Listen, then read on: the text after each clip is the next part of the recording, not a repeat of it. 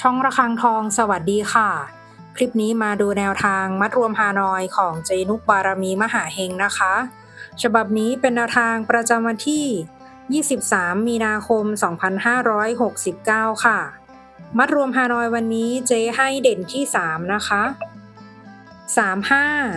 35 36 37 ตัวเน้น